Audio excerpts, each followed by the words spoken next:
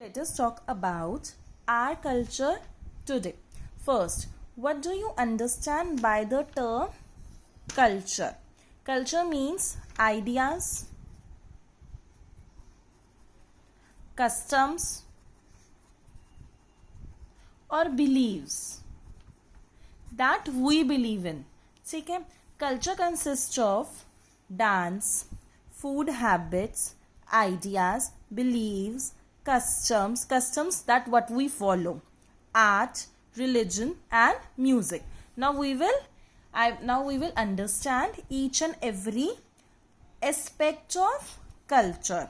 Now let us talk about festivals. Festivals are important aspects of our culture. Festival plays a very important role in our life, yes or no? And I can also say festival brings happiness in our life. So there are two kinds of festival. One is the national festival and second is the religious festival. National festivals are those festivals that are celebrated by whole nation, everyone. And if I talk about religious festivals are those festivals that are celebrated by a particular religion. For example, if I talk about Independence Day, on Independence Day, India get the freedom from the Britishers. Whole India get the freedom from the Britishers, yes or no? Yes. So it is a national festival. Everyone celebrates this day. Republic Day. Republic Day is also a national festival as on this day our constitution became. Third is Gandhi Jayanti. Gandhi Jayanti is also a national festival as on this day we celebrate Mahatma Gandhi's birthday. If I talk about religious festival, Diwali. Diwali is celebrated by Hindus, but I am not saying a Christian cannot celebrate Diwali or a Muslim cannot celebrate Diwali. Yes, they can. For example, we also celebrate Christmas, yes or no? As we say Christmas is a Christian festival, that doesn't mean that we can't celebrate Christmas.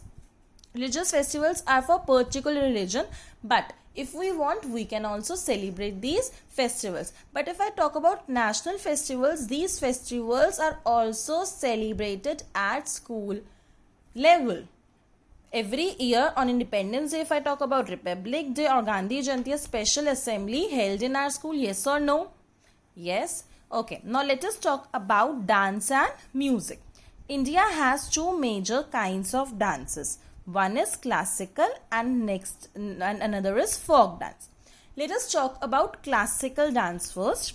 Classical dance. The classical dance such as Bharatanatyam is popular in Tamil Nadu, Kathakali in Kerala, Kathak in North India, Kuchipudi in Andhra Pradesh and Telangana, Manipur and Orissa in Odisha.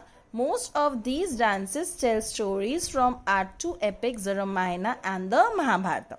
Okay, if I talk about the classical dance, so classical dance, for example, Bharatanatyam, that is popular in Tamil Nadu. Most of these dances tell the stories from two epics, that are the Ramayana and the Mahabharata. We can also call them the religious dance forms. What they do, they tell about the story. They tell about the stories from two epics, the Ramayana and the Mahabharata. Now let us talk about folk dance. Folk dances are mostly based on seasons. They are the season forms of dances. For example, Bhangra from Punjab, Garba from Gujarat and Bihu from Assam are popular folk dances.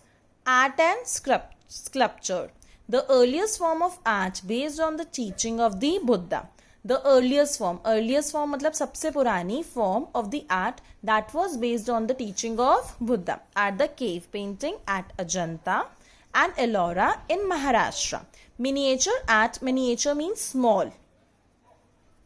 Miniature means small. Art is seen in Pahari, Rajput and Mughal painting. Earlier craftsmen built beautiful monuments and places of worships. Okay, right now also if you visit old monuments that were built in the earlier time, there was the paintings, if we see, they were built very beautifully.